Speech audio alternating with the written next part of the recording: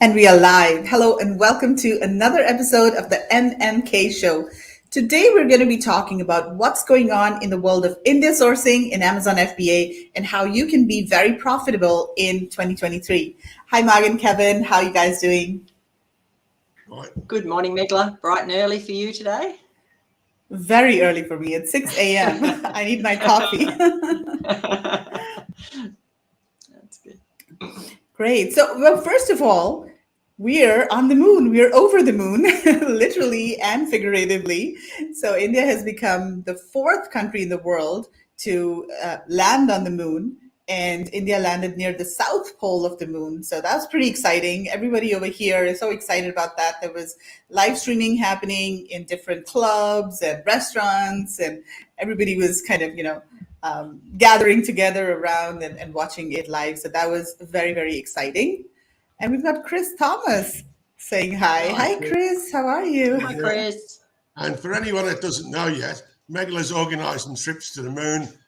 When is it? 2024? Yes, we're now doing moon sourcing trips. So come join us for that. Yeah, just a bit different. Awesome. Yes, just a bit different. So there are a couple of things that we wanted to talk about. And Mark, do you want to get started on, you've been doing a lot of research into what's going on Amazon FBA, and we've been talking about how people can be profitable. So what's really going on in the FBA world? Yeah, look, a lot of probably not so good news, but I'll try and keep it positive as I can. And I'm going to start off with Amazon is, everyone should know by now, AI is the way of the world. And I've actually found a quote from the CEO saying that every division of has multiple generative AI projects in the works. So inside Amazon, every one of our team is working on building generative AI applications that reinvent and enhance their customers' experience. So I think watch this space, what's going to be happening with Amazon in that respect. I think it's quite exciting, and hopefully it will benefit all the sellers as well as the buyers. Some of the worst things that are happening, I think, is advertising is becoming a lot more costly. The average clicks have increased by 30%, and over the last, sort of 12 months or so, and campaigns are becoming much more complex. And, there's so many different options. You really need to spend a lot more time on your PPC. 2023 fulfillment fees, they're actually up on average about 22 cents a SKU for each standard size product. So, that I know it doesn't sound much, but at the end of the day, with all these increases, it does add up and comes out of your bottom line profit. You've got storage fees. The standard storage fees have gone up again this year. It's 87 cents a cubic foot for standard products during the year, and $2.40 October to December. And then the oversize has gone up to 56 cents a cubic foot and $1.40. So then they've also snuck in their holiday peak fulfillment fee from 15th of October to the 14th of Jan. So that works out to about 20 cents on a small standard item and 30 cents on a large, and it's about $1 for small oversize, and then it just booms up on different sizes of oversized products. And I think the biggest catch, and I think a lot of people are going to come unstuck with this, is the long-term storage fees that have now sort of come into play. So the just for anything that's in Amazon over 181 days to 210 is now 50 cents per cubic foot, but that is on top of your 87 cents a cubic foot or your $2.40 if it happens to be October to December. So as you can imagine, anyone who's got stock in there over 6 months old, it is getting costly. Then it just goes crazy after that. 211 days to 240 days, it's $1. These all used to be nil, I might tell you. Then 241 days to 270 is $1.50. Then the following ones used to be $1.50, and it's now for 271 to 300 days, $3.80. 301 to 330 days, $4. and 331 to 365 days, $4.20. So as you can see, if you've got stock sitting in Amazon for more than 6 months, it's just going to completely, chew away at your bottom line. The problem is then, if you have to remove it, they've now increased their removal fees, and it's $1.46 up to £1 and $2, £1 to £2, and then over that it just skyrockets through the different scales of things. So I think something that people should really take away from that is, if you are putting in a new product and you think it's going to sell really well, that maybe you don't go and ship in the whole, 500 pieces or something.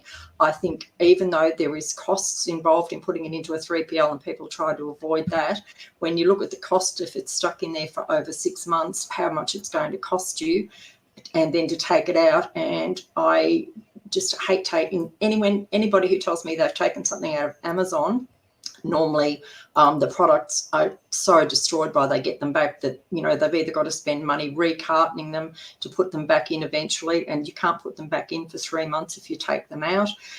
And also a lot of the stock is just not resellable, because it might come not even in a carton, it might just get sent back to you with a label stuck on it. So you've got to be really careful with all those fees. So that's really not very good news in costs, but we've got to work through it and get on top of that. And the one thing that I find Amazon have done a few good things lately to help us, and one of them is a report that I don't know, a lot of people don't seem to have found this. If you go into your Manage Inventory tab and press on the SKU number, it will then give you a report by SKU, and it is fantastic. It is every single cost of Amazon, and you can click on it for weekly, monthly, 6 monthly, yearly, whatever you want, and get the exact profit margin or the exact amount of money Amazon has sent you back. Then there's another little area where you can edit it and put in all your 3PL costs, your shipping costs, and the cost of goods. So you can actually see it takes returns into account, so you can see your profit after returns. So I think you will find that report will help you manage your costs and see which SKUs are costing you money, how much you've spent at a glance on advertising, all your other fees. So I think having that available is going to help people manage their business a lot better. And something that's just popped up in the last week or so, I haven't noticed it until recently, is they're saying on each product now, sometimes it says like 300 views in the last month, or it might say 300 bought in the last month. They're not very consistent. Some products have one, some have the other. But I think if you're looking for a product and you can go to a page and see how many people have sold it. We don't know how accurate that is, but it gives you a good gauge as to whether your competitors are selling hundreds or thousands, and if they're on page one, how many they're selling. So, if you then have that information, it makes it a lot better, I think, for you to, to work your way through. So, guys, what do you think of all this good news so far? Well, yeah, lots going on for sure, and it's not getting easier to sell on Amazon, that's for sure. So I think it's even more important for sellers, for private label brands, to try and be more competitive and try to save costs in other areas, right? Because Amazon fees is something that we can't control. So what do we do to increase our profitability, to maintain our profitability amid all of these increases? How do we really balance all of that, Mark? Like, what suggestions do you have? Well, there's a lot there is so much. But look, I'll just go through a few more of the costs that I've got here that have snuck up on people. So, like, as you can see, with those costs going up, and then selling on Amazon is now a completely different market to what it was, like 5-6 years ago when I started. And I think things have even changed in the last couple of years. So you really must now know how profitable your business is or isn't to allow you to compete in today's market. And look, if you don't know your numbers now, there's no room for error. You just, can't sort of go on. And if you don't know your numbers, you don't know your own business. So I think the most important thing people should stop is go and have a look at maybe that SKU report that I was talking about and just see, how much you're actually making out of each product. Don't sort of think, oh yeah, it's looking good, I've got money in the bank. You really need to know exactly where you're going, and it's no good doing it at the end of the year. I mean, you might have a lot of sales, but your expenses can sometimes be nearly as much as your sales. And look, the business today, it's more sophisticated. The Amazon marketplace is more competitive. We know there's a lot of Chinese factories selling direct, so that makes it very difficult for us to make the same margins. So we have to get smarter in our whole approach to just running our business. And I'll say this, and I've said it many times, that Amazon is not your hobby. It is a business, because a hobby takes money and a business makes money, supposedly. So you've got to work towards that. It's no good just thinking, oh, I'll just do this on the weekend when I've got a bit of time. It is, if you're going to sell on Amazon, it is a commitment, and it's something that, it's a daily thing. You can't just do it in your spare time. You've got to make time. And if you're working full time, you've got to schedule, every night to do that second business run. Look, Amazon is almost pocketing 50% of sellers' revenue due to increased fulfillment fees. Spending money on advertising is virtually now, it's non-negotiable. If you don't advertise, you're not just going to get anywhere. You used to be able to get away with maybe not advertising, but I think those days are gone. And like, these costs have gone up, but 40% from 5 years ago. PPC click average costs have gone up 30% since the start of this year, and 50% year over year.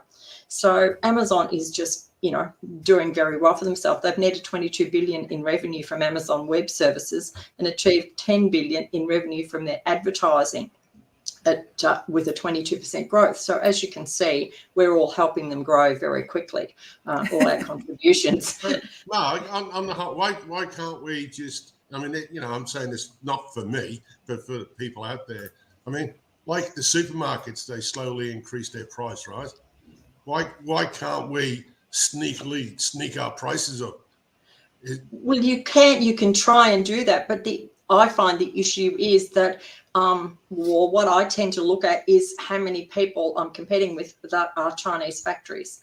And if you have on, the same page as you, a whole page of Chinese factories, it's very hard to compete, because they have got such low prices that they can lower their price because they don't have all the overheads and the costs that we have. So I think, you've just got to look at your product and think, can I get away with it? Can I put it up $1 and see what happens? Can I put it up $2? But I'm finding that a lot even in my market, and like my products are India based, but I do have, Chinese competitors in some of the niches more so than others. And, they are just selling things so cheaply.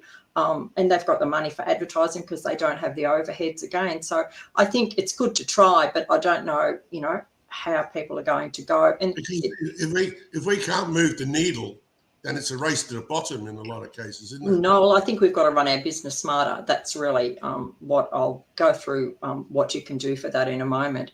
And look, when you look at advertising on Amazon, like more and more of page one is advertising. I mean, you might be, if you get to page one, but the problem is they've got so many ads around you, it is getting, harder to be seen.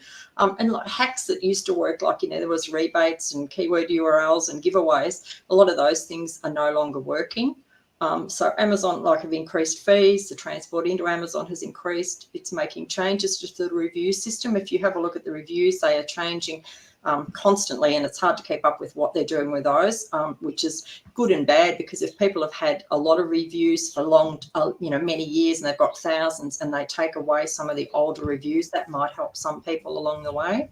And then you throw into that the mix of inflation, the cost of raw materials gone up, and labour increases. So I think now it's time to, take your control of your business and, analyse its, whole costs and just where you're at. But, the thing is now you've got to look at step back and think, right, it's all bad news that far, and it's all getting hard, but how can I overcome this and grow my business and make the same or better profits? Because, your margins are shrinking. So you've got to make sure every cent counts. So I think it's not give up and don't do Amazon. It's just work a little bit smarter, and, the world's still going to go on. People are still going to want products. I think we've just got to get through this probably a little bit of recession type thing that's happening. The whole world is in a bit of a harder place. So I think we've just got to work through it and come out on the other side smiling. And if we can improve the way we run our business, we'll be better off in the end. So I think, things like you need to develop better and differentiated products, number one. I mean, the days of going onto Alibaba and saying, oh, yeah, look at that, and I'll just stick that on Amazon, I'll put my name on a box and off I go. Those days don't work anymore. There's so many people doing that. So you've got to actually, look at better differentiation. Look, you've got to look for products that you can sell that have more margin. Use AI to make changes to your products from, complaints buyers made about existing products maybe. Negotiate better supplier terms. Negotiate a cheaper price without compromising your quality.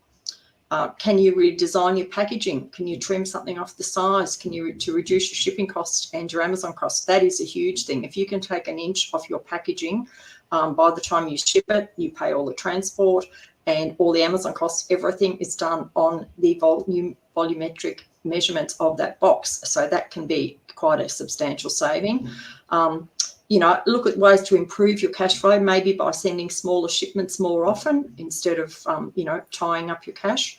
Make sure you always have enough stock, though, to prevent losing rank without a stock. So you've got to get that balance. It's a bit of a fine needle. You've got to try and forecast how much product you need and, make sure you have enough on hand so you're not running out.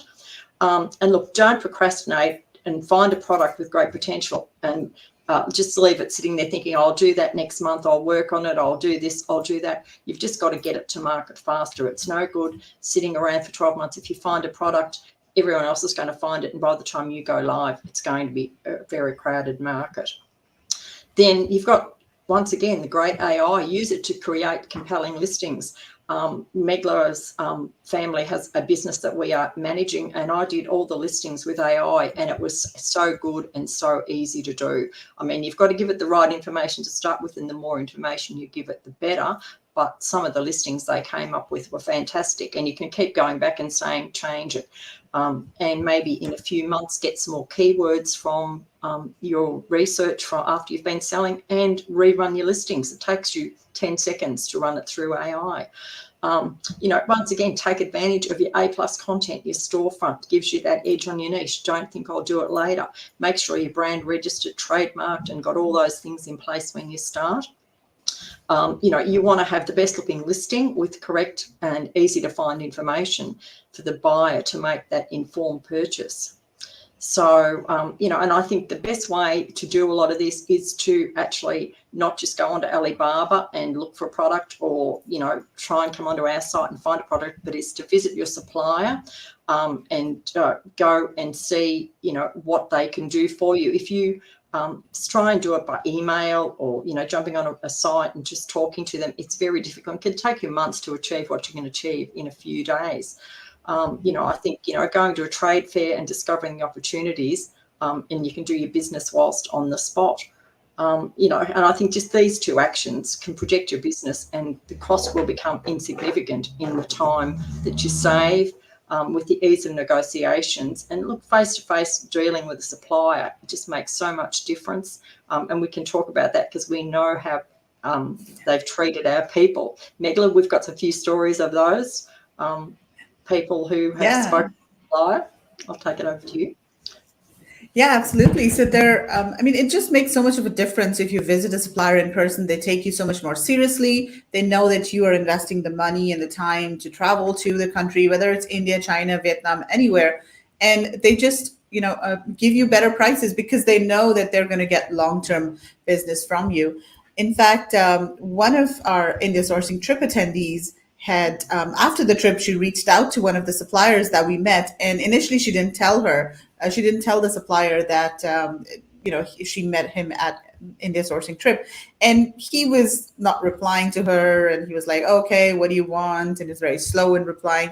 And then she said, hey, we met in India. And then he just did a complete 360. He was so prompt in his responses, and he was giving all the information that he needed, and he wanted to get on a Zoom call with her. So that made a huge difference, not only in getting better quality products, and the response time was so much faster, because suppliers are obviously going to also have to prioritize who they're going to reply to, because they want to do money. They want to earn money. They want to do business. So it's very important for them to make sure that they are talking to and nurturing buyers who are more likely to give them business. So definitely it makes a huge difference. I mean, even for our toy factory, right? I mean, I deal with inquiries that we get from our website and different buyers and buyers that we meet at the trade show. Who am I going to call and, you know, email? I'm going to email companies that I think are serious about doing business, because I don't want to waste my time with time wasters. So we have to think from the supplier's perspective as well, like what is driving them and what they want from, the partnership. So yeah, I think that's just a no-brainer. I mean, especially now, what everything that you mentioned, Mark, pressures are so high in terms of the expenses, the costs, profitability is just being squeezed. So it's even more important. And I mean, of course, we're doing a sourcing trip, so we are going to, promote the sourcing trip as well. But regardless, whether you're sourcing from China, Vietnam, India, wherever you're sourcing from, it's just so much more imperative to go visit the supplier, and also the trade shows. I think that's something that you mentioned. And people who have not been to a trade show, they will just, I mean, it's such an eye-opening experience where you can see so many different thousands of products at a time. And the best thing is that you can speed up your sourcing, because you're touching and feeling the products, and you're, touching and feeling the product quality. That makes so much of a difference, because when you're sourcing online, you're waiting for samples. It takes a couple of weeks, and then the sample is not okay. Then you send it back. So product development can take months, and sampling can take months in, some cases. So, but when you're there, you just go from one booth to the other, and you can actually tell the quality of the product that the supplier is manufacturing. So that just speeds up the process tremendously. Yeah, and look, Yeah, we've had. I find, see, Meghla, excuse me, all the suppliers that you meet at the fair, or even on the side trips that we do, they're all very good listeners. They're all listening to what you're really into. I mean, you're not going to go to a metal factory if you're into clothing. Yeah. You if you're into certain materials that you want to to sell, and you've got an interest in that particular thing, and you want something made out of that material, these people can make anything. And I've said this before many times, whether it be metal guys can do a little bit of wood, but a lot of the small family businesses in India, they can make lots and lots and lots of different things, and all you got to do is sort of give them the ideas. There's no point going and then walking around the fair because you're looking for a particular glass and you haven't not seen that particular glass, and you're not going to see that particular glass maybe. But if you've got a certain idea of what particular glass, or what you're sort of looking for, if that person makes that, you then inquire further. Hey, can you make this? And they would say, yeah, of course we can. We can make. Not everything on the shelf is there at the fair, or even in their factory showroom. Sometimes, they've got hidden things under the table, and there's it's a myriad of different items that have been there. But it just gives you ideas. And I know when I'm in those showrooms and you sit there relaxing, your mind is just drifting. Like you see something and say, oh well, I could change that a little bit to make it my own, but it's it's just that not just a color, but a differentiation, and that's really what you discover that you can do when you're actually on the trip and visit suppliers, in the factory or at the show. Yeah, and look, I think actually on both our last trips, we've had people who have some visited their factory, and one person on one of our trips actually visited his factory, and when he got there, we went, oh, it's not as good as I thought, and I think he wasn't really, as I suppose, as happy as he thought he could be with that. So with our team, we quickly found him another factory and took him to that the next day, and he ended up doing better negotiations with the new factory, getting better quality product, and just moved overnight. And that's the benefit. I mean, because we have a team who can help you, and when they say, and I think they probably were a bit shocked too with some of the factories. So even though you might be using somebody if you can actually go and see, is it really what you want? Are they doing what you want? But you've got that opportunity to go and compare a factory down the road. And Kev, I think you've got a story about somebody who came on the fair looking for something that we didn't have at the Daily Fair. Running shoes. Oh, yeah. Eric from Florida. I remember he came and he said, Kevin, I'm looking for shoes. And I said, we're at a home, it's a home, it's a homeware show. But, he said, I'm interested in all that stuff as well. But I just sort of thought, India for shoes. And straight away I went, Agra, and Agra is one of the biggest places in India for leather shoes. And I mean, it's been making shoes in Agra for how many centuries, Meghla? Since shoes were invented.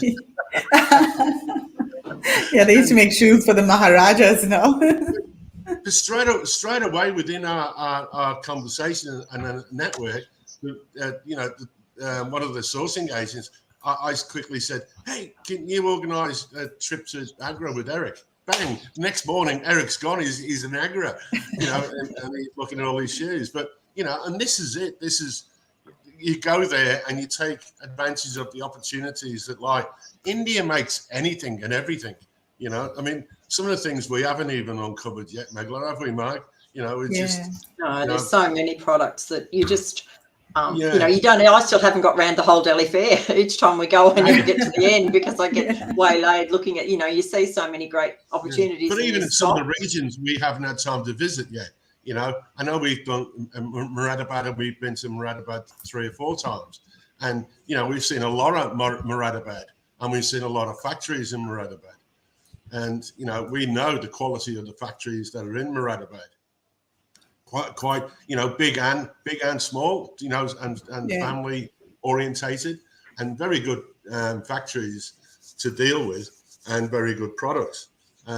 But we'd love to do more regions, but more regions. India is a massive place, Meghla, isn't it? Absolutely. And there are just so many different production hubs. So this time on India sourcing trip, we're going to be going to Jaipur. And I know, Kevin, you're pretty excited about visiting Jaipur because you've done Moradabad a couple of times. Yeah, of course. Because there's, we've been talking to a lot of factories in Jaipur. And, there's a lot of interesting things, like textiles, block printing, which is, it's a very old form. Dating block printing goes back to a long time ago, doesn't it? The process, the whole process. And it's an interesting process for those that are, sort of interested in that type of stuff. We're going to we've been talking to a big jewelry factory that are very, very, very good. It's a nice factory. But it's just going to be nice just to go to another region and, see other factories, meet other people from their region. And obviously the food will be different there, Meghla, will it? Yes, the food will be slightly different. The curry tastes different in Jaipur? It does. You have to try it and then you can tell me if it tastes different or not. Okay, will do. Yeah, so we're just looking forward. And of course, Jaipur is a beautiful city with quite a lot of highlights. So for those who like a bit of sightseeing, there's even elephants in the street there, Meghla, isn't there? In Jaipur? Yeah, elephants, camels. We have animals everywhere here in India. Yeah, well, very animal friendly. So looking forward to it. Yeah, no, great. Yeah. No, and I think, look, we're trying to, with our team, I suppose, think of different ways that we can help people, and we're introducing a few other little things that can help, and one is smaller shipments. So I think people who are looking to start and are maybe even doing more handcrafted things, that maybe even somebody now who's working and sending over bigger shipments, if they're handcrafted and they can be done, maybe in batches of 100 or 200, provided you've got one or, somewhere between 1 and say 4 cubic meters, it's going to be as cost effective to do them singly as it is to do a shipment, a double-sized shipment. But then you're going to have more money in your pocket because you're not paying up front, and you're just sort of buying enough for maybe 3 months or 2 months, and then do more orders going along. So anyone who's interested in doing small shipments, please contact us, and we'll be doing a webinar on it very shortly. But I think that's one way that can help people, because at the moment, if you're doing a small order of 200 pieces or something, it's going to cost you like, around, $1,000 over just to send that, because of the fees that are happening when you're doing a shipment. It's about $700 before you start anything with the shipping weights and everything, if you do a normal shipment. So if we use the small shipping service, it's going to be probably, depending on how big of shipment you've got, but it can be down to $350. So I think that's something that's going to help a lot of people, especially those starting out, or people who just want to and the other thing is, if you do that, you can go straight into Amazon with it. If you've only got a few hundred pieces, then you're not actually, paying all those storage fees, and putting it in and out of a 3PL. So it's another way of saving some money. So I think you've just, all these options like that, you really need to start looking at to save every cent you can, because, every 20 cents at the end of the day, as we see with all those Amazon 20 cents, it doesn't take long to get to $1, and then that dollar becomes $2, and that $5 margin you had is now down to $1 or something. So I think that is something that is going to be a great asset to people looking to do the smaller shipping as well. But once again, if you scale larger, you then move on to the normal standard shipping, and off you go. So it's just a stepping stone for people, or depending on what you're shipping, a way of shipping in smaller lots. So, Mark, would you suggest, like, if people are, at a similar, like, they want to test out products and stuff, Perfect. Yeah, definitely perfect. Because at the moment, I know a lot of people, just start off with 200 pieces or something, and then when they go to get the quote, and it comes in at, it's like $900 or $1,000 or something, that's a huge, chunk of your profit. It's virtually gone. It makes that initial, product not even viable. So I think, you've just got to start looking at doing things, and it's not just the shipping, it's everything you do. You've got to find, a way of saving fees, like, air wallets. I know some of the places, like, I was paying, world first $200 every time I did a shipment. Now I'm down, and I just did a shipment yesterday, and it was $6.50 for my fee. So all those savings that, we're trying to find ways to get you things that you can save more money, and every little, a few cents here and a few cents there, it's going to all be in your bottom line. So I think that's the way that you've got to look at, things that you can actually save money, and just become more profitable, because it's the only way now to, to compete. Because, if you've got, Chinese sellers, and I don't think it matters.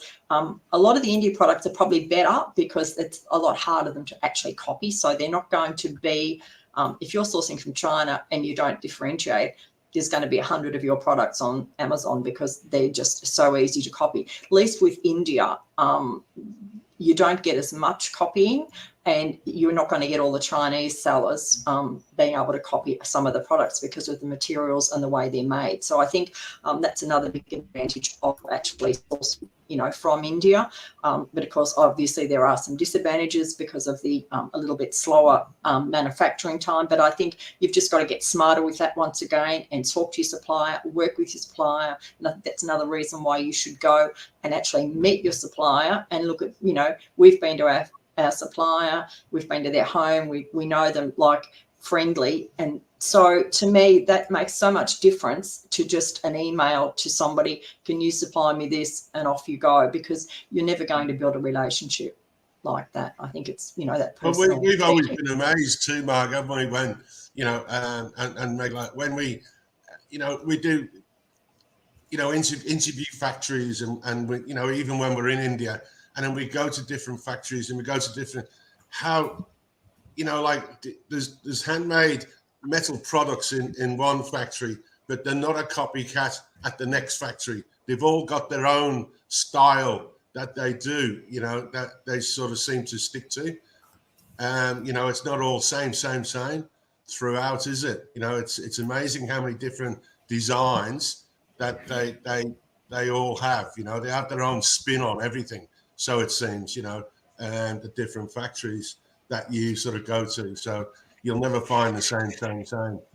I can't. I And love also that. a lot of, yeah, a lot of the, I mean, what we find is, sellers complaining that when they source from China, what happens is that literally weeks or months after they've launched a product, they have competitors because either their own supplier launches the same product, or maybe, another supplier from China launches the same product. So that is something that is so hard to keep up with, and it just brings, margins down. So, I mean, and this is something that you can't avoid, of course, in business, whether you launch in retail or online, this is going to happen. There are always going to be competitors. But in China, it's just so quick and so fast that you hardly have any time at all to make any money on your product before, a Chinese supplier copies you. And I mean, there are stories everywhere in Facebook groups, online, just go and search. This is such a major issue that Amazon sellers are facing. And when you're sourcing from India, then that allows you to source different products that are not easily accessible to other suppliers. And Indian suppliers in general don't want to sell directly on Amazon. I mean, typically they still want to do B2B. There are, of course, many manufacturers and companies that are launching their own brands. They want to sell directly, but by and large, most companies, most factories still want to do B2B. Unlike in China, where the majority of companies, the majority of factories, they also have their own brands and they're selling directly on Amazon. So I think a lot of people are finding that, of course, China is the factory of the world. There are some products you cannot source from anywhere else. You have to source from China. But other countries, India, Vietnam, offer so many different, types of products.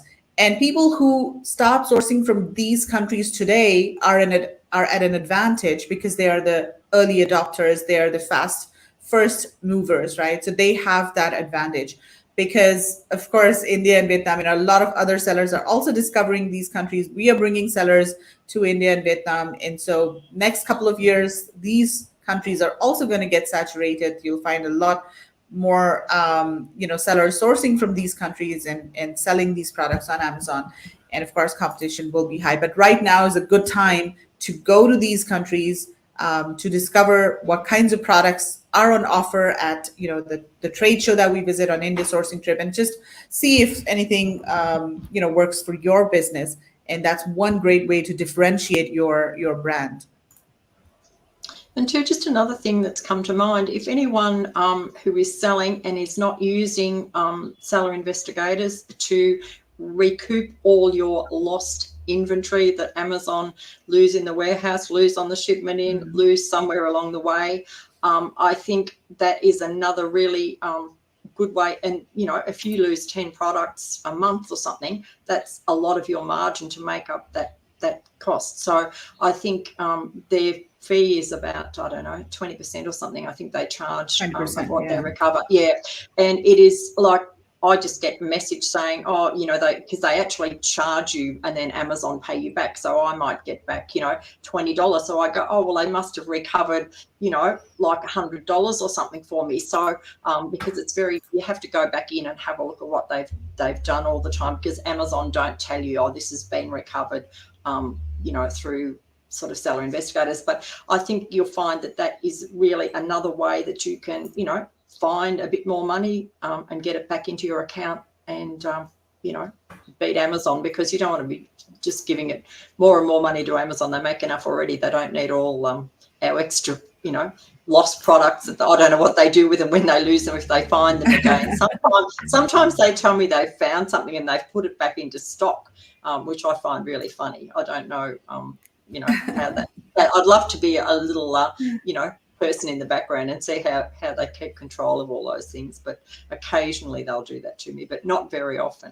So I think, you've just got to be on top of all those things and make sure whatever services are around, and we try and, find as many that we can that are going to help you and let you know what we find and hear, and bring those people to the fore to save you money.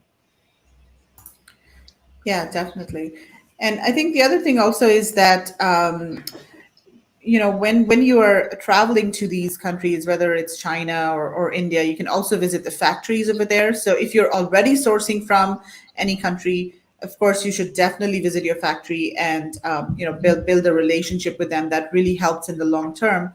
But also just seeing the entire process of how products are manufactured can give you so many ideas of how you can improve the product, or why certain things are possible and why certain things are not possible, and how you can maybe cut costs in certain ways that the supplier is not thinking of, right? Because you know your product, you know what you can change, what you can accept, what your customers will accept and not accept.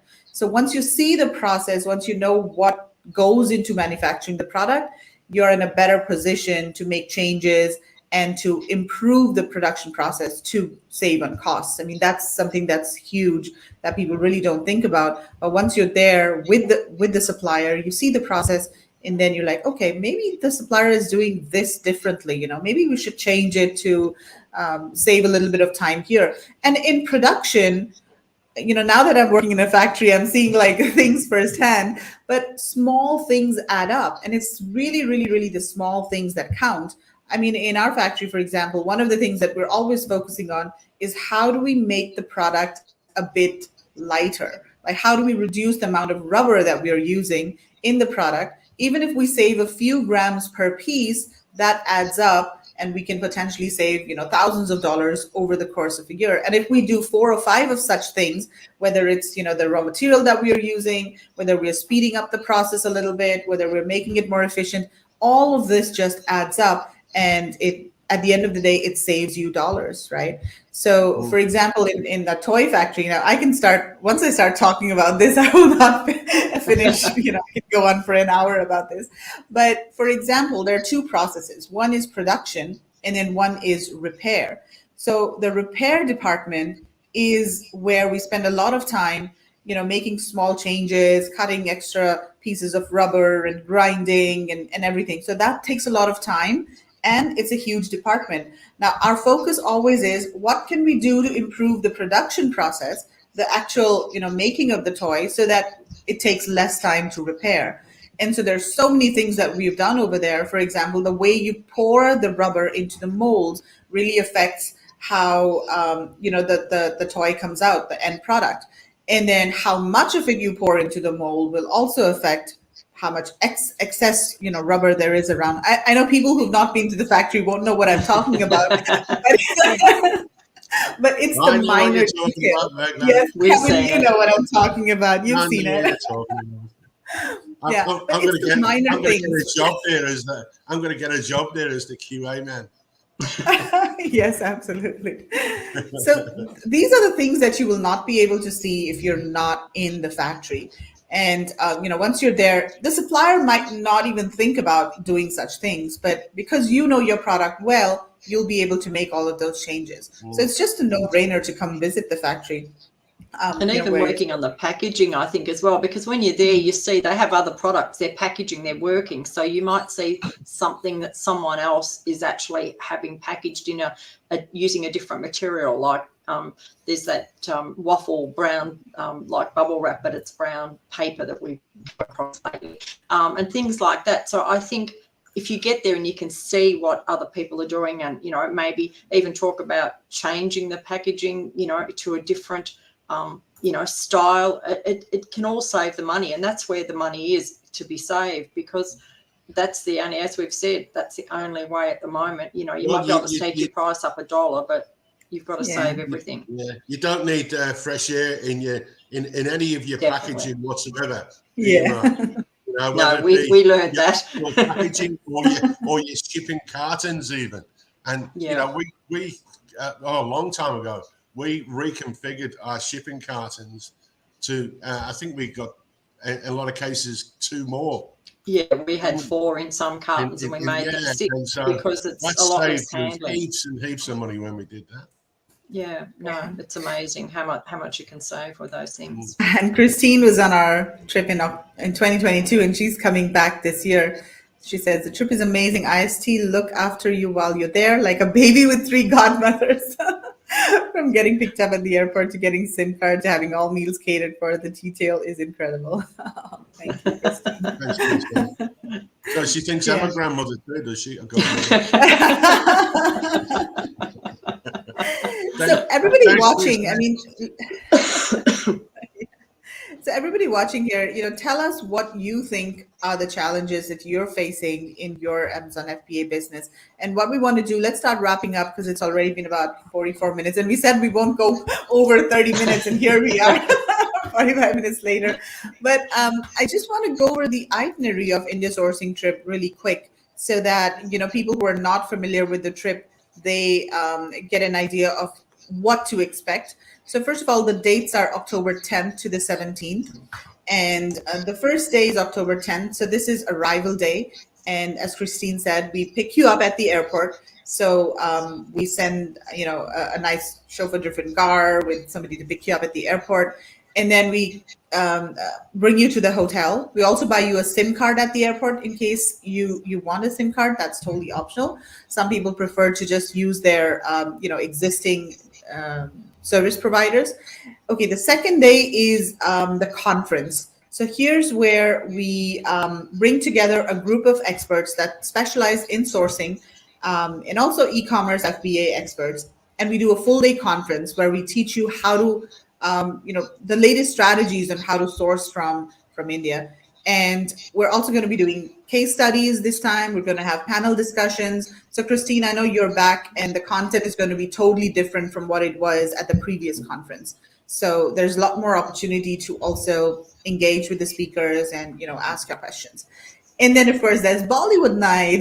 This is one of my favorite events at India Sourcing Trip. And you get to dress up in Indian attire. And, of course, you get to do Bollywood dance moves. And, Kevin, have you been practicing your moves, a light bulb?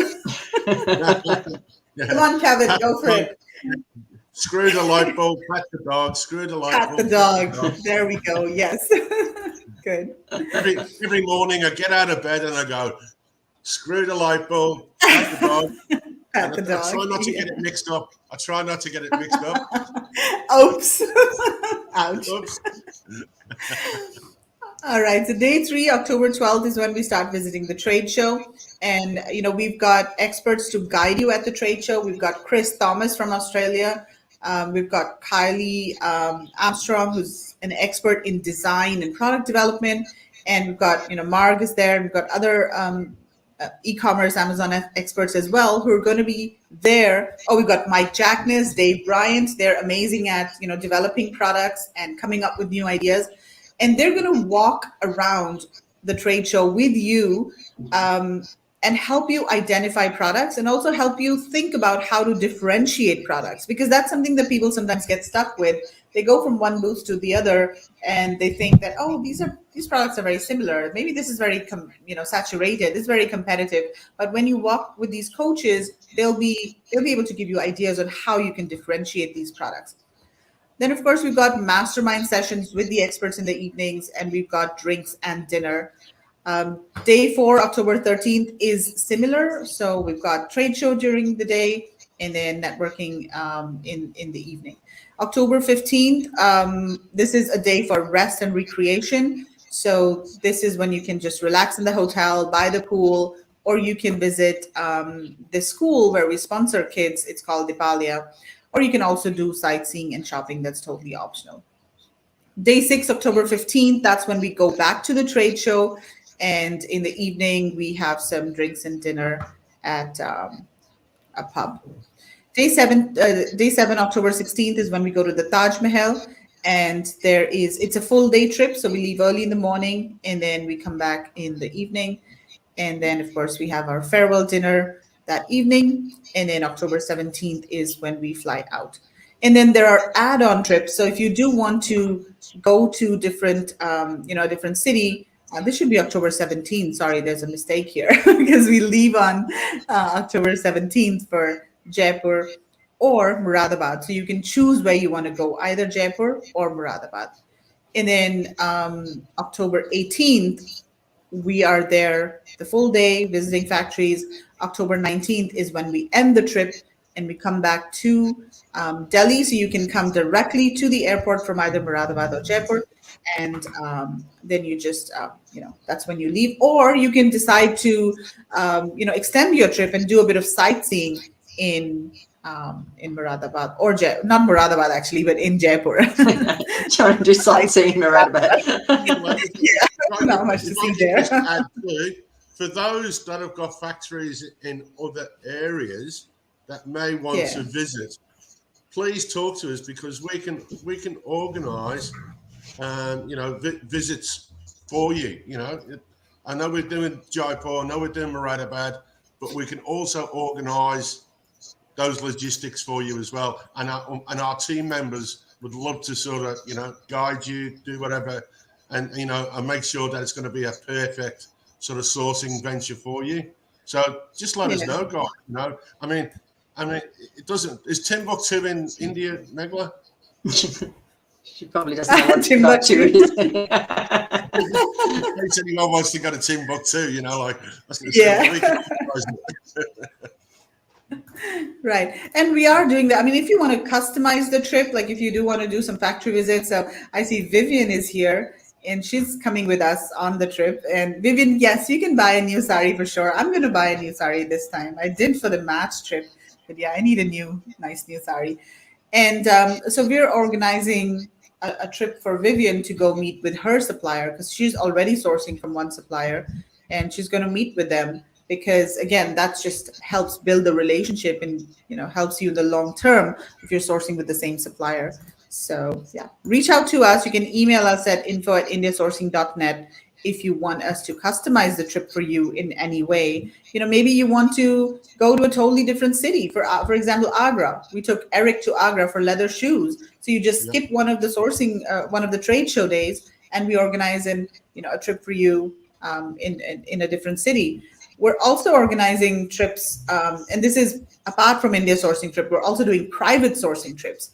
So there are people who are coming to source, furnishings, for example, and like textiles, home textiles. So we're taking them to Karur, which is in South India, and they're going to be sourcing products from there.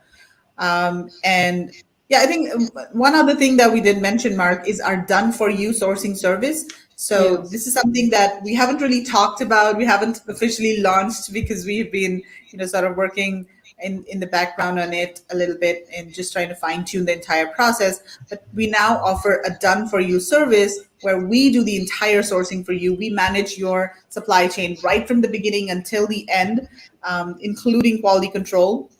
So, if that's something that people are interested in, we're also glad to help you and happy to help you with your sourcing.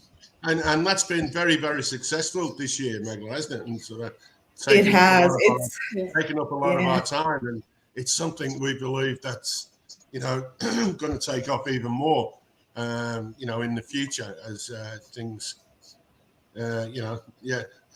Well, hopefully, anyway. Yeah. Yeah, well, I Yes, think definitely. It's been yeah. taking up so much of our team's Yeah, time. And we're yeah. not only catering to Amazon e-commerce sellers, this has opened up a whole new world for us where Yeah. we're doing, a variety of different products, including air Maybe the conditioning big gas. retailers. Yeah, including retailers. That's just so Yeah. exciting. Yeah. Yeah, Mark, and you were I saying think, something. yeah, no, I think the done for you service, if you are time poor, if you were working a full-time job and trying to start your Amazon business, that maybe the done for you service, the cost of it is probably worth paying for, because really you just end up with a nice finished sample. It's just a bit of communicating with us. Then the team does everything. They'll make sure everything is right. Your packaging is done, everything is done. It's ready to go to the port. Whereas if you're trying to manage that from another country and you're trying to work full time and the hours don't suit, etc., I think that can be a little bit daunting for people as well, because it's really hard when you first start speaking to a supplier and you don't know what to say. I know I have people say to me, can you get on a call with me and talk to my supplier? I'm too frightened to do it. So I think the done for you service is great for those sort of people. So, or even when people come and say, hey, what should I ask my QA guy to ask my supplier? Like a list of things. And I mean, I know it's sort of but there is a way you communicate with them people, isn't it? It's what you want, and through a sourcing agent can do all this for you, and it's a minimal cost. it's not like a huge cost, is it? To actually do something. So sometimes it takes away the pain of certain processes to have, an appointed person that you can trust do these things for you, and it gives you more time, if, like Mark said, your time poor, kids or whatever, so. Yeah. So Vivian, yes, the schedule is on the India Sourcing Trip website, and we are going to be sharing the schedule with you, with all of the attendees. It's going to be posted on our portal pretty soon, and we're going to start our webinars really soon as well. So you're going to get that schedule too. Okay, so I think let's wrap up before the hour's up, Meghla. Yes, we should finish before the hour's up. That's a long 30 minutes, Margaret and Kevin. Yeah, well, it's enjoyable, like. Yes. All right. So check out the trip, indiasourcingtrip.com. And you can also use the code India for $300 off. And we really look forward to seeing you in India. This is one of the easiest ways to make your Amazon FBA business more profitable in 2023, given everything that's happening, all the cost increases, the cost pressures. This is literally a no-brainer if you are developing your own product. So we look forward to seeing you in India. Absolutely. Bye, everyone. All right. Yes. All right. Thanks, everyone. We'll talk to you soon. Bye. Thanks for your time. Bye, everyone.